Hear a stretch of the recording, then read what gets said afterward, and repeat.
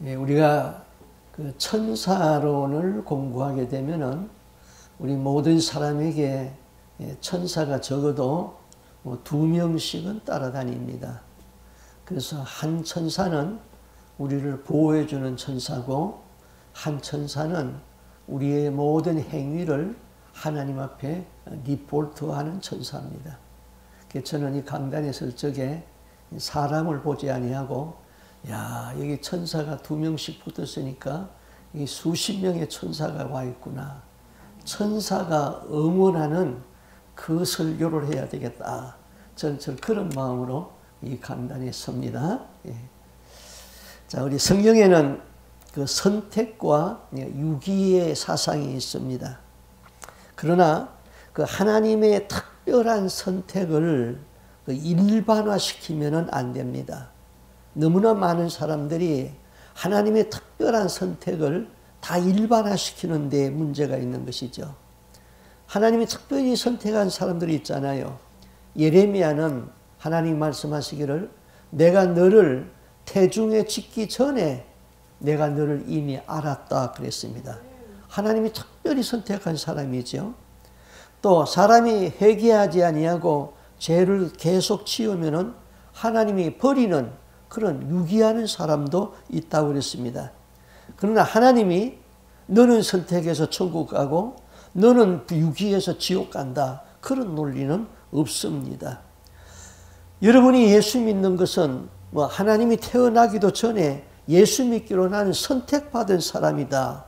혹시 그런 사람이 있을 수 있습니다만은 그렇게 일반적으로 말할 수는 없어요. 하나님의 선택을 일반화시킬 수는 없다 이것이죠. 자, 우리의 구원은 선택보다는 하나님이 우리에게 주어진 그 자유의지에 더 많이 기인하는 것이죠. 자, 태양이 똑같이 비추는데 그 태양열에 얼음은 녹아내리고 진흙은 굳어집니다. 똑같은 조건 하에서 한 사람은 말씀을 듣고 회개가 이루어지는데 한 사람은 그 말씀을 듣고 화를 내는 사람도 있다 이것이죠. 그런데 너는 선택되었으니까 천국에 가고 너는 유기되었으니까 지옥 간다. 그런 논리는 없다 이것이죠. 자, 예수를 잘 믿는 바울에게 자기 민족에 대한 큰 고통이 있었어요. 그 민족은 하나님이 선택한 민족이잖아요. 하나님이 그들의 조상 아브라함을 선택했어요. 하나님이 선택한 약속의 민족인데 왜 그 민족이 예수를 안 믿고 버림받아서 지옥 가느냐 이것이죠. 자, 하나님은 아브라함을 통해서 그 자손을 통해서 메시아를 보내주겠다고 약속을 했습니다. 또 하나님은 모세를 선택해 가지고 모세에게 하나님의 말씀을 주었습니다. 이방인들은 우상을 섬기는데 이스라엘 아브라함의 자손들은 유일신 하나님을 섬깁니다. 그런데 그렇게 선택받은 민족이 예수를 믿지 아니하고 예수를 거부할 뿐만 아니라 예수를 십자가에 못 박았습니다. 그러면은 이 민족이 어떻게 될 것인가? 바울은 자기 민족에 대하여서 아주 고통스러운 고민을 했습니다. 그 민족은 메시아를 위하여서 준비된 민족인데 메시아를 거부하고 십자가에다가 못 박았습니다. 자, 여러분이 예수를 적당히 믿으면은 예수를 믿지 않는 자녀나 부모나 형제에 대하여서 별로 고통이 없습니다. 그러나 정말로 예수를 만난 사람, 천국과 지옥이 어떤 것인가를 믿는 사람은요, 자기 가족, 자기 형제들이 예수를 믿지 아니하면은 그 고통이라는 것은 너무 심각한 것이죠. 나는 예수 믿고 천국 가는데 내가 사랑하는 내 자녀는 저거 예수 믿지 않고 지옥 가면은 어떻게 하느냐. 나는 예수 믿고 있는데 내 부모는 예수를 믿지 않는다. 저거 어떻게 하느냐. 그 고통이 따라오게 되어 있는 것이죠. 그래서 믿지 아니하는 부모나 형제, 자식을 위하여서 기도해야 됩니다. 그러면은 어느 날 그 굳은 마음이 무너지고 예수 믿을 수 있는 기회가 주어지게 되는 것이죠. 기도가 없으면은 회개의 기회가 오지 않습니다. 지난주의 말씀을 한번 복습하면은 그 에스겔이 그런 말씀을 선포했잖아요. 에스겔서 22장 30절 31절에 보면은 하나님이 이스라엘을 향하여서 이렇게 탄식합니다. 이 땅을 위하여 성을 쌓으며 성 무너진 데를 막아서서 나로 멸하지 못하게 할 사람을 내가 그 가운데서 찾다가 얻지 못한 고로 내가 내 분으로 그 위에 쏟으며 내 진노의 불로 멸하여 그 행위대로 그 머리에 보응하였느니라. 주 여호와의 말이니라. 무슨 말씀이에요?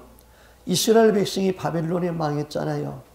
하나님께서는 그 성이 망하기 전에 그 성 무너진 데를 막아서서 나로 멸하지 못하게 할 그 사람을 내가 그 가운데서 찾았는데 찾지 못했는 거로 그 성을 멸망시켜서 바벨론의 포로가 되게 했다는 것이죠. 여러분 가문에 우리나라에 죄로 무너진 곳이 너무나 많습니다. 여러분 가문에도 있습니다. 여러분 개인적인 일에도 있습니다. 죄로 무너지면은 하나님의 심판을 받아야 됩니다. 그러나 그 무너진 성을 막아서서 중보 기도하는 사람이 있으면은 하나님은 그 사람을 찾고 그 사람을 보고 그 가정을 멸하지 아니하시고 구원한다는 것이지요. 여러분들이 다 그 성 무너진 곳을 막아서는 그 사람이 되기를 주님의 이름으로 부탁드립니다. 아멘. 바울은 오늘 읽은 성경에서 육신의 자녀와 약속의 자녀를 설명했어요. 자, 이스라엘은 선택받은 민족이에요. 그러나 그 민족이 선택을 받았기에 그 민족이 다 구원을 받는다는 논리가 아닙니다. 오늘 읽은 9장 7절에 또한 아브라함의 씨가 다 그 자녀가 아니요 오직 이삭으로부터 난 자라야 네 씨라 불리라 하였으니 그 육신의 자녀가 하나님의 자녀가 아니요 오직 약속의 자녀가 씨로 여기심을 받느니라. 자, 이런 얘기죠. 아브라함에게 대표적인 두 아들이 있었어요. 하나는 하갈을 통하여서 놓은 이스마엘이고 하나는 사라를 통하여서 놓은 이삭이 있었습니다. 아브라함이 75세 때에 아들이 없는 아브라함에게 하나님이 아브라함을 불러서 약속을 했습니다. 너에게 아들을 주겠다 약속을 했어요. 아브라함이 그 약속을 의심 없이 믿었어요. 그런데 10년이 지나도 하나님이 약속한 아들을 주지 아니에요. 그러는데 자기 아내 사레가 그만 생리가 끊어져 버렸어요. 여자가 생리가 끊어지면은 아기를 못 낳잖아요. 그러니까 사레도 하나님이 아들을 준다는 약속을 믿고 있었는데 자기에게 생리가 끊어졌으니까 아, 나는 아닌가 보다. 하나님이 아들을 준다고 했으니까 나는 틀렸고 딴 여자를 통해서 주려는가 보다. 그러면은 이왕 내게 고분고분하게 말도 잘 듣는 내 몸종 하갈이 있지. 하갈을 아브라함에게 주어서 아들을 얻자. 그 당시는 몸종이 아들을 놓으면은 주인의 아들이 되었기 때문이죠. 그래서 그의 몸종 하갈을 아브라함에게 첩으로 주었습니다. 그래서 그 하갈을 통하여서 아들을 낳았어요. 그 이스마엘이잖아요. 자, 이스마엘은 아브라함의 장자예요. 그러면 이스마엘, 아브라함의 장자가 낳은 그 사람들이 지금 아랍 족속이잖아요. 그럼 아랍 족속이 이스라엘 민족입니까? 아브라함의 자손이지만은 이스라엘 민족이 아니에요. 아브라함의 자손이라고 다 구원받은 그 선택받은 민족이 아니라 이 말인 것이죠. 아브라함이 나이 99세 때가 됐는데 하나님의 사자가 찾아와서 이렇게 말합니다. 명년 이때에, 내년 이때에 네 아내가 사레가 아들을 낳을 것이다. 그 아브라함은 이미 실수해가지고 이스마엘을 낳았어요. 염체가 없어요. 그래서 하나님 앞에 이렇게 말합니다. 하나님, 이스마엘이나 잘 살게 해주십시오. 하나님이 아니다. 네 아내 사레가 너에게 아들을 낳을 것인데 너는 그 이름을 이삭이라고 지어라. 그와 내가 언약을 세우리니 그 후손에게 영원한 언약이 되리라. 내 언약은 내가 이 시기에, 내년 이 시기에 사라가 너에게 아들을 낳을 것이다. 그 아들과 언약을 세운다 그랬어요. 자, 늙어서 고목과 같이 된 사라에게 다시 생리가 시작되고 90이 된 할머니 사레가 이삭을 낳았습니다. 하나님은 그 이삭의 자녀를 통하여서 영원한 언약, 곧 메시아가 태어나겠다고 약속을 했습니다. 자, 하갈이 낳은 이스마엘은 하나님의 약속에서 낳은 아들이고 인간의 육정으로 낳은 아들은 이스마엘이잖아요. 이스마엘은 하나님의 약속에서 낳은 아들이 아니고 인간의 육정으로 낳은 아들이에요. 이삭은 하나님의 약속에 의하여서 낳은 아들이에요.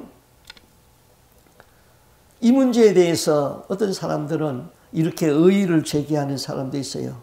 이삭은 본처의 자식이고 다음에 이스마엘은 첩의 자식이잖아요. 그러니까 본처의 자식을 통하여서 하나님이 약속을 이어가는 그런 택함이 있지 않습니까? 그래요. 하나님의 눈에는 본처의 자식이든 첩의 자식이든 다 똑같아요. 우리나라는 유교 사상이 있어가지고 첩의 자식은 제사를 지낼 때에 마루에도 올라서지 못하고 마당에서 예배 제사 드리게 했습니다. 유교 사상은 본처의 자식과 첩의 자식을 구분했습니다. 그러나 하나님 편에서는 그런 구분 없습니다. 다 똑같습니다. 다만 한 가지, 약속이 있는 자식이냐 약속이 없는 육신의 자식이냐 그것만 구분되는 것이죠. 그러면은 이런 질문을 합니다. 여러분은 육신의 자녀의 계열입니까? 육신의 자녀 이스마엘의 계열입니까? 약속의 자녀 이삭의 계열입니까? 자, 이런 질문은 그 영적인 질문이잖아요. 아브라함에게 그 자녀를 통하여서 구원자 메시아를 주시겠다고 약속을 했어요. 그 메시아는 인류의 죄를 인류를 자기 죄에서 구원할 자잖아요. 그럼 약속의 자녀들은 그 메시아 되는 예수를 믿어서 구원을 받고 예수를 믿지 못하는 사람은 육신의 자녀에 속한다. 그렇게 생각할 수 있죠. 우리는 육정의 자녀로 태어났지만은 하나님을 믿어서 약속의 자녀가 된 것입니다. 참, 그 다음에는 이제 선택의 문제가 따릅니다. 이삭이 장성하여서 리브가와 결혼을 했습니다. 리브가가 쌍둥이를 임신했어요. 근데 두 아이가 뱃속에 있으면서부터 발길질하면서 서로 싸우는 거예요. 리브가가 하도 심하게 서로 발길질을 하고 싸우는 것을 느끼기 때문에 근심이 돼가지고 하나님 앞에 가서 기도를 했습니다.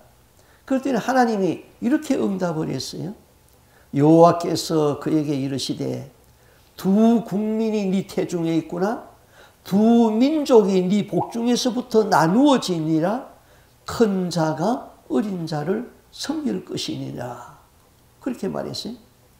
자, 이렇게 해서 태어난 장자가 에서예요. 차자가 야곱이에요. 하나님은 야곱과 에서가 태어나기도 전에 하나님이 또 이렇게 말했잖아요. 에서는 미워하고 야곱은 사랑했다 그랬어요. 자, 우리가 성경을 읽어보면은 야곱보다는 에서가 훨씬 휴머니즘이 있는 사람이에요. 인간성이 아주 좋은 사람이었어요. 야곱은 그에 비하여서 다른 사람을 속이는 사기꾼 성질이 좀 있었습니다. 야곱은 복을 받기 위해서는 형도 속여버렸어요. 아버지도 속였어요. 외삼촌도 속였어요. 속인다는 것이 정당한 것이 아니잖아요. 그는 많이 속였기 때문에 그도 결혼할 적에 신부의 아버지인 외삼촌 라반에게 속았습니다. 야곱은 인간의 잔꾀를 많이 사용했습니다.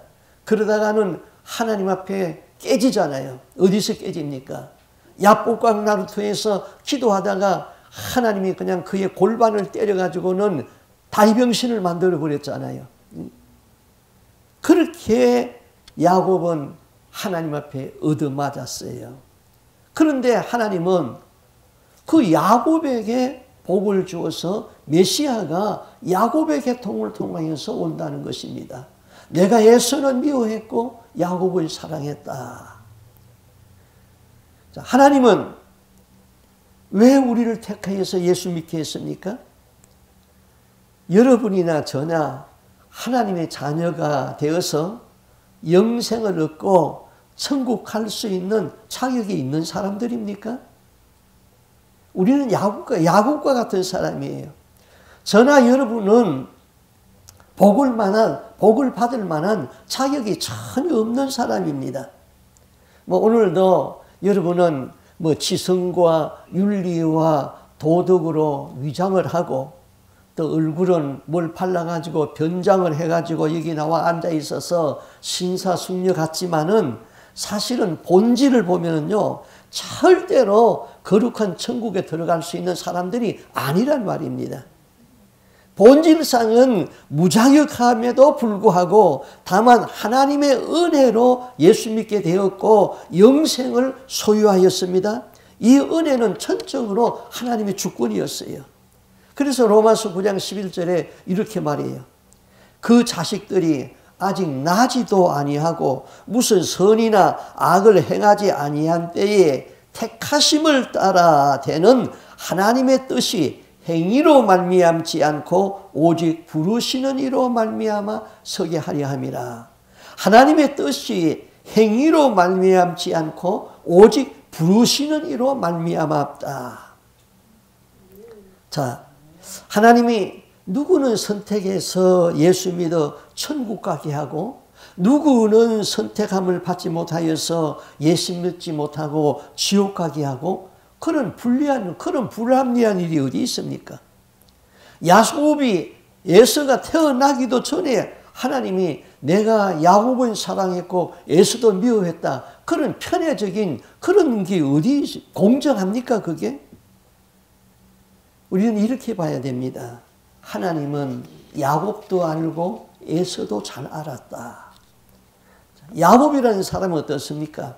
그 사기성의 성질이 좀 있어. 못된 성품이 있지만은 그거는 나중에 살아가면서 하나님 앞에 매를 맞으면서 고쳐질 거예요. 그거는 깨질 거란 말입니다. 그러나 야곱은 어떤 일을 만나도 하나님만을 구하고 있었습니다. 하나님은 에서도 알았습니다. 그의 성품이 남자답고 그렇지만은 그는 배고프면은 팥죽 한 그릇에 장자권을 바꾸어 버리는 그런 인간성됨을 알았습니다. 여러분에게 자신에게 조금만 유익한 일이 있으면은 주일 예배 정도는 포기하는 그런 것 알고 있단 말입니다. 눈에 보이지 아니하는 하나님보다는 눈에 보이는 사람을 더 중요하게 생각하는 그런 인본주의적인 신앙을 가지고 있다는 것 하나님이 잘 알고 있다는 말입니다. 야곱과 에서가 뱃속에서부터 하나는 털이 많고 하나는 털이 없는 매끈매끈한 아이고 하나는 무슨 일을 만나든지 나는 하나님이 없으면 못 산다 하는 그런 성품을 가지고 있는 야곱이라는 사람이 있고 적당히 살아가면서 인간성은 좋지만은 휴머니즘은 있습니다만은 사람에 따라서 환경에 따라서 믿음을 저버리는 그런 에서와 같은 성품의 사람도 있다는 것이지요. 하나님은 그거를 아셨기 때문에 내가 야곱을 사랑하고 에서는 미워했다. 그렇게 말하는 것입니다. 선택을 했기 때문에 야곱을 사랑했다. 그런 게 아니죠. 로마서 9장 14절에 그런즉 우리가 무슨 말하리요? 하나님에게 불의가 있느냐? 그럴 수 없다. 자, 이렇게 생각해 봅시다. 고아원에 지금 아이들이 있어요. 다 불행해요. 그런데 어느 날 부잣집에 한 사람이 오더니 그 중에 한 아이를 딱 집어가지고는 자기 양자로 삼았습니다. 그는 그날부터 부잣집의 자식이 되었습니다. 양부모의 재산을 상속받았습니다. 그러면은 고아원에 있던 양자로 데려간 데려간 그 부자가 불의합니까? 모든 고아를 다 데리고 가서 양자를 삼지 왜 한 사람만 데리고 가서 양자를 삼습니까? 하나님을 그렇게 불의하다고 할 수 없다 이거죠. 자, 성경이 말하는 우리는 본질상 어떤 사람입니까? 본질상 진노의 자식이라 그랬잖아요. 죄와 허물로 죽었던 너희라고 그랬잖아요. 그 진노를 받아 마땅한 사람, 이미 죽어서 지옥에 갈 운명에 처한 사람들입니다. 그런데 하나님이 우리에게 은혜를 베풀어 주었습니다. 하나님의 은혜를 베풀어서 예수 믿게 하고 영생을 선물로 주었습니다. 그렇다면 구원받은 사람에게는 감격과 감사만 있는 것이죠. 9장 15절에서 이렇게 말해요. 모세에게 이르시되 내가 긍휼히 여길 자를 긍휼히 여기고 불쌍히 여길 자를 불쌍히 여기리라 하셨더니, 자, 모세에게 이르시되 내가 긍휼히 여길 자를 긍휼히 여기고 불쌍히 여길 자를 불쌍히 여길 자를 불쌍히 여긴다. 이 말씀을 하나님이 모세에게 언제 했죠? 모세가 시내산에서 40일 동안 금식 기도하면서 하나님의 율법을 받을 때에 산 밑에 있는 사람들이 아론을 중심으로 해가지고 금송아지를 만들어 놓고 이것이 너희를 인도한 신이다 그랬습니다. 하나님이 그것을 보고 진노했어요. 그래서 출애굽기 32장에 보면은 여호와께서 모세에게 이르시되 내가 이 백성을 보니 목이 곧은 백성이다. 그런즉 나대로 하게 하라. 내가 그들에게 진노해서 그들을 진멸하고 네 민족을 네 자손을 통해서 큰 나라를 만들겠다. 그때 모세는 어떻게 말합니까? 하나님 감사합니다. 다 죽여버리시고 내 자손으로 큰 민족을 만들어 주십시오. 그렇게 했습니까? 이스라엘의 무너진 데를 지금 죄로 인해서 그 민족이 다 죽게 되었잖아요. 모세는 성 무너진 데를 막아서서 하나님 앞에 이렇게 기도하잖아요. 하나님, 어찌하여서 애굽 사람이 이렇게 말하도록 합니까? 애굽 사람이 이렇게 생각할 것 아닙니까? 하나님이 그 백성을 큰 기사와 이적으로 다 끌고 나가서 광야에 가가지고는 몽땅 다 죽여버렸다. 애굽 사람은 그렇게 말할 것 아닙니까? 하나님 진노를 돌이키시고 이 백성을 용서해 주십시오. 하나님이 모세의 말을 듣고 진노를 거두었습니다. 그러면서 이렇게 말합니다. 나는 은혜 줄 자에게 은혜를 주고 긍휼히 이길 자를 긍휼을 베푸느니라. 자, 하나님은 사람이 죄를 지었을지라도 회개하는 자에게는 은혜를 베풀고 하나님이 긍휼을 구하는 자에게는 긍휼을 베푸시는 것입니다. 금송아지를 섬겨놓고 그 민족은 용서했습니다. 그런데 뻔뻔하게 계속해서 금송아지를 섬기는 자들이 있었잖아요. 그들은 어떻게 했습니까? 모세가 형제에게 레위족속에게 칼을 차고 가서 다 죽여버리라고 그랬잖아요. 그때 죽은 사람이 수천 명이잖아요. 애굽에서 홍해를 건넜다고 다 구원받아서 천국 가는 거 아니에요. 어떤 목사님들이 그렇게 설교를 하기 때문에 제가 말하는 거예요. 애굽은 제약세상인데 제약세상에서 홍해를 건넜다는 것은 세례를 받은 것이다. 세례 받고 광야에 나와서 있던 사람은 다 죽었지만은 천국에는 다 갔다. 아니에요. 금송아지 섬긴 사람들 회개한 그 민족은 용서함을 받았습니다마는 회개하지 아니하고 계속 죄를 지은 사람들은 칼을 차고 레위족속이 다 죽여버렸어요. 그런 사람들은 천국 못 가는 거예요. 지옥 가는 것이죠.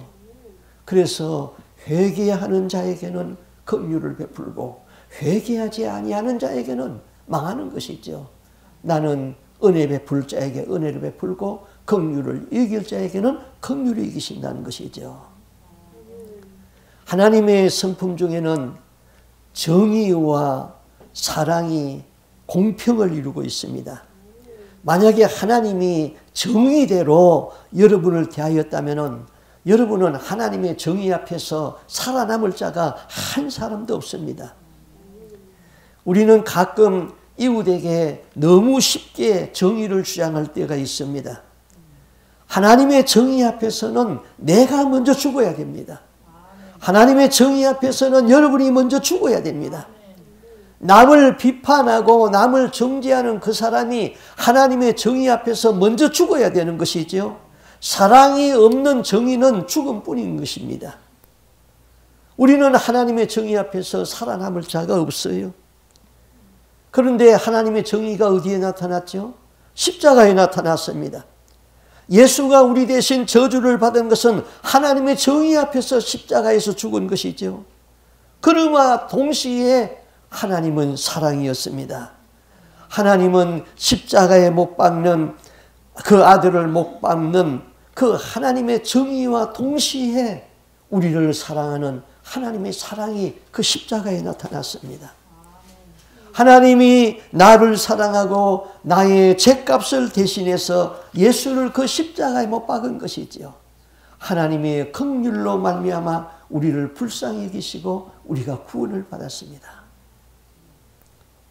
여러분이 우리가 살아가면서요, 다른 사람의 잘못을 자꾸 꼬집고 비판하는데 그 일생을 그렇게 보내지 않기를 바랍니다. 사람이 용서하고 격려하고 축복하는 사람이 되어야 됩니다. 왜 그렇습니까? 하나님이 나를 그렇게 대해 주었어요. 하나님이 나를 정의로 대했으면 나는 벌써 죽어야 했습니다. 그런데 하나님이 나를 격려해 주고 용서해 주시고 하나님의 복을 주었잖아요. 그래서 여기까지 왔습니다. 나를 구원한 그 하나님, 나를 정의로만 대하지 아니하시고 용서로 대한 그 하나님을 찬송할 수 있기를 바랍니다. 하나님께 영광을 돌리세요. 우리가 예수를 믿게 되면 특별히 세 가지 복을 받습니다. 첫째는 양자되는 복을 받습니다. 우리는 본질상 진노의 자식이라고 그랬잖아요. 그런데 하나님으로부터 양자로 입증이 되어가지고 하나님의 아들 되는 특권을 받았습니다. 하나님의 양자된 사람들은 천국을 상속을 받을 수 있잖아요. 지금 여러분은 이 천국을 상속받는 이 복이 얼마나 큰 복인지 잘 모릅니다. 그러나 여러분이 천국 가면은 알 수 있습니다. 얼마나 감격스러운지 여러분이 말로 다 할 수 없을 거예요. 나 같은 죄인이 지옥의 형벌을 면하고 천국에 들어온 것이 얼마나 큰 축복인지 여러분은 지금은 잘 모릅니다. 그러나 그때는 알 수 있습니다. 두 번째는 우리는 예배의 특권을 받았습니다. 여러분이 만약에 지금 예수를 믿지 아니했다면 이 시간 어디에 가 있겠어요? 부처 앞에 가가지고 부처가 날 구원할 수 있는 신이라고 불공을 드리겠지요? 아니면은 무신론자가 되어가지고 하나님 없다고 하면서 골프장에 나가서 골프 치고 있겠지요? 아니면은 자기가 스스로 만들어 놓은 신을 만들고 그 신을 믿고 있었겠지요? 이 지상의 많은 나라에서 많은 사람들이 잘못된 종교에 억압되어 가지고 있습니다. 귀신을 자기의 신으로 믿고 있는 사람들이 너무나 많잖아요. 그런데 우리는 전능하신 하나님, 창조주 하나님, 우리를 구원하기 위하여서 독생자를 주신 그 하나님을 생각하면은 내가 어떻게 해서 이 전능하신 하나님을 믿을 수 있었는가? 너무 귀하고 너무 고맙잖아요. 그렇게 생각하면은 기도하는 것도 귀하고 찬송하는 것도 귀하고 말씀을 읽는 것도 귀하고 말씀을 듣는 것도 귀하고 오늘 주일 교회에 나와서 헌금을 드릴 수 있는 것도 얼마나 소중한지 모릅니다. 창조주 하나님께 예배하는 그 특권을 누릴 수 있기를 바랍니다. 만약에 여러분이 지금 이 시간에 이북에 태어났다고 한번 생각해 보세요. 집사람은 그런 얘기를 가끔 얘기를 하더라고요. 이북이 고향이거든요. 조그만 있을 적에 엄마가 업고 나왔거든요.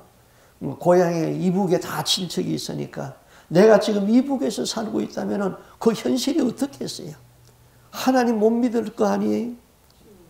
자, 그런데 지금 이북에 하나님 믿는 사람들이 있어요. 한 20만 명이 된다고 그래요.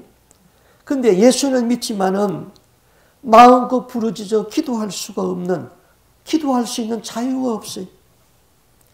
내가 11조를 드리고 싶은데 그 11조를 바칠 수 있는 곳이 없어요. 함께 모여서 예배 드리고 싶은데 예배 드릴 수 있는 예배당이 없어요. 여러분, 예배 드리기 싫은 사람은 좀 이북에 가서 1년 동안만 살고 왔으면 좋겠어요. 우리가 예배 드릴 수 있는 이 특권이 얼마나 놀랍습니까?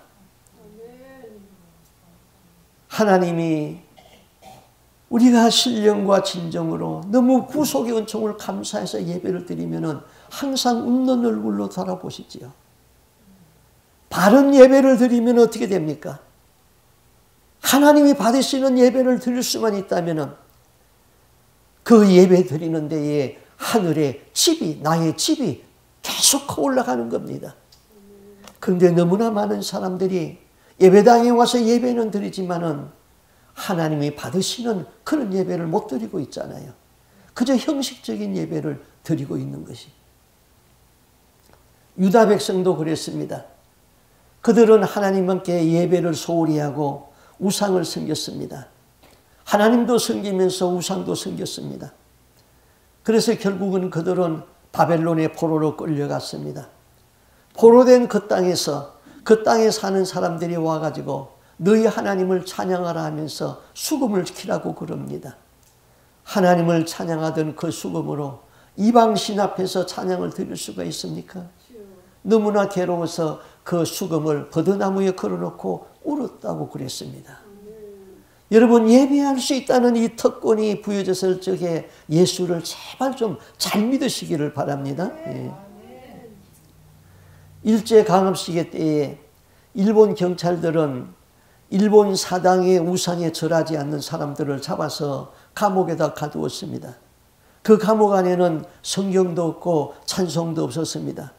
그래서 우리 신앙의 선조들은 감옥에 들어갈 것을 알고 사당의 우상에게 절하지 아니하면서 평소에 성경을 그대로 외워버렸습니다. 계시록을 통째로 외운 사람이 많이 있습니다. 성경 찬송을 다 외워버렸습니다. 그래야지 감옥에 들어가가지고 그 외운 성경을 묵상하고 찬송을 부를 수 있잖아요. 그런데 지금 누가 여러분에게 성경 읽지 말라고 강요하고 있습니까? 누가 여러분에게 찬송하지 말라고 강요하고 억압하고 있습니까? 그러다가 눈 어두워지고 기억력 흐려지고 그때는 성경을 읽으려고 하여도 읽을 수가 없고 말씀을 기억하려고 해도 기억이 안 될 때가 있습니다. 인간은 그런 거야 하고 그렇게 신앙생활 하다가 겨우 천국 문에 턱걸이 해가지고 들어가겠습니까? 우리 이 찬송 기억하고 있잖아요. 주 예수보다 더 귀한 것 없네. 이 세상 부귀와 바꿀 수 없네. 영죽을 내 대신 돌아가신 그 놀라운 사랑 잊지 못해. 세상 즐거움 다 버리고 세상 자랑 다 버렸네. 주 예수보다 더 귀한 것 없네. 예수밖에는 없네. 여러분, 예수를 누구와 바꿀 수 있겠어요? 여러분, 대통령과 예수를 바꿀 수 있습니까? 지금은 바꿀 수 있다고 생각하겠지요. 많은 돈과 예수를 바꿀 수 있습니까? 지금은 바꿀 수 있다고 생각하겠지요. 그러나 1시간 후에 죽음이 온다면 대통령직하고 바꾸고 지옥 가겠어요? 그 돈과 바꾸고 지옥 가겠어요? 너무 아쉬운 것은 우리 강 목사님이 병원에 가서 다 검사하고 의사가 하는 말이 백혈구가 너무 많아져 가지고 1시간 후에 죽는다고 그랬어요. 그 1시간 그때 좋습니다. 내가 대통령 한번 하고 1시간 후에 죽겠습니다. 그러겠습니까? 돈 1억 갖다 주면은 그게 뭐 귀찮은 것이지 그게 뭐 필요가 있겠어요. 그 1시간 주어진 동안에 주님 찾고 주님 앞에 기도하고 기도받고 하나님 나라에 갔습니다. 우리가 세상의 무엇과도 예수님과는 바꿀 수가 없지요. 자, 이 주 예수보다 더 귀한 것 없네. 이 세상 부귀와 바꿀 수 없네. 이 찬송을 지은 사람의 이야기는 이렇습니다. 1930년대에 미국에 경제공황이 왔습니다. 근데 21살 된 청년이 있었습니다. 아버지가 그 아들을 불러놓고 내가 너를 대학에 학교를 보낼 수 있는 힘이 안 된다. 그래서 결국 대학을 중퇴했습니다. 그는 보험회사에 취직을 했습니다. 그런데 봉급이 제대로 나오지 않습니다. 그는 바리톤으로 노래를 잘 불렀습니다. 우연히 그 MBC 방송국 책임자의 눈에 들었습니다. 얼마 후에 그 방송국에서 1,500명이 지켜보는 가운데에서 그는 노래를 불렀는데 카라모세 하는 카라모세 그 흑인 연가를 불렀습니다. 그 노래가 대히트를 쳤어요. 방송국에서 고정 출연자로 출연해달라는 부탁을 받았습니다. 지금 월급을 제대로 받지 못하는 그에게 출세의 길이 활짝 열렸습니다. 그는 너무나도 기뻤습니다. 그런데 어머니 때문에 고민을 합니다. 그 어머니는 그가 하나님의 일을 하기를 원했던 것이죠.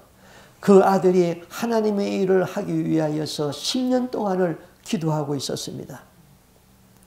어머니에게 와가지고 방송국에서 나를 고정 출연하게 해달라고 오퍼가 들어왔다고 이야기를 했습니다.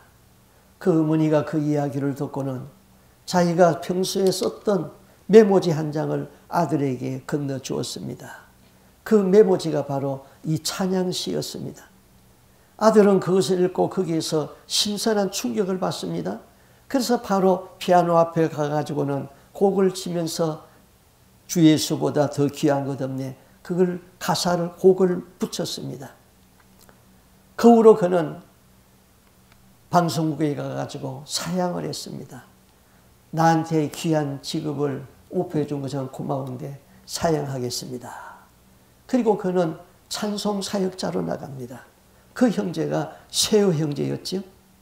그는 젊은 나이에 출세와 영광의 자리를 거부하고 복음을 전하는 전도자의 길을 택했습니다.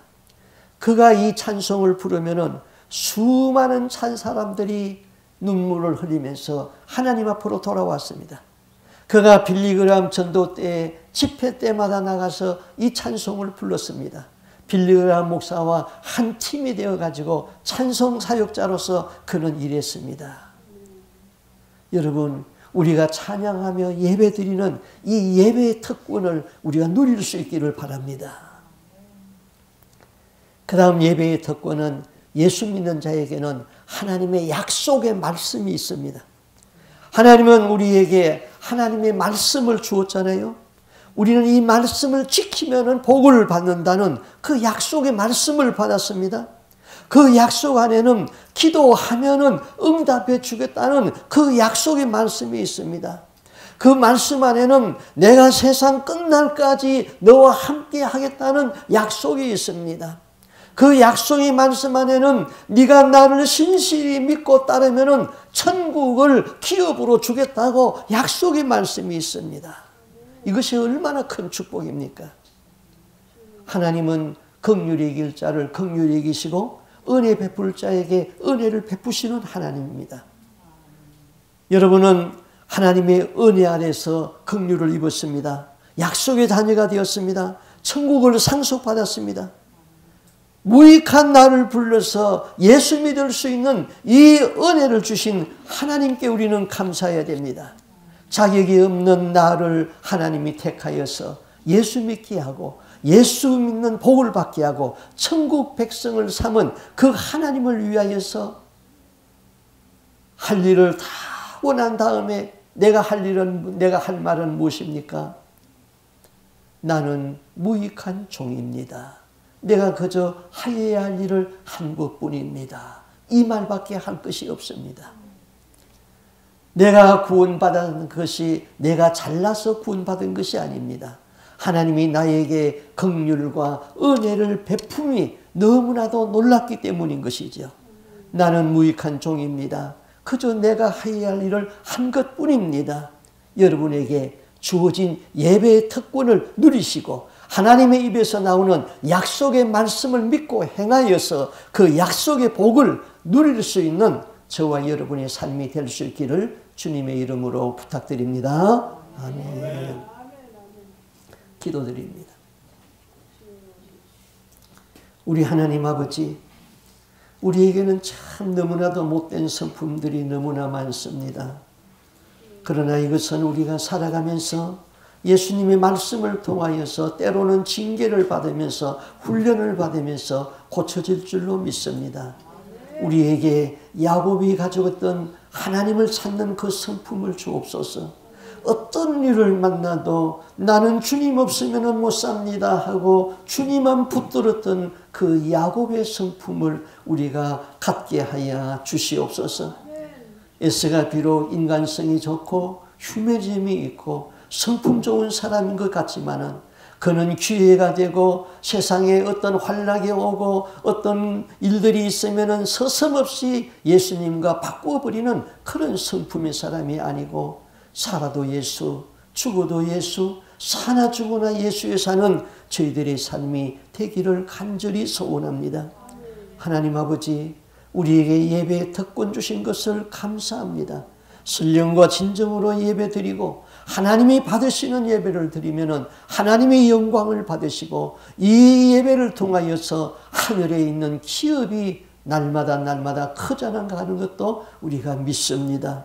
하나님, 우리가 기도에 올인하게 하여 주옵소서. 예배에 올인하게 하여 주옵소서. 헌금을 기쁨으로 드릴 수 있도록 도와주시옵소서. 말씀의 권세를 믿고 약속의 말씀을 믿고 산무로 이행하게 하여 주시옵소서. 하나님, 우리에게 말씀의 권세를 주었기 때문에 입술의 권세도 있는 것을 믿습니다. 내가 말하는 대로 이루어지는 것도 믿습니다. 그러므로 우리의 입술에 파수꾼을 세워주시고 삶과 말을 조심해서 하며 위로하는 말, 축복하는 말, 권위에 있는 말, 생명 있는 말을 할 수 있도록 우리에게 인애를 더하여 주시고 말씀의 권세로 함께하여 주시옵소서. 모든 말씀 주 예수 그리스도 이름으로 기도하옵나이다. 아멘. 나 주님의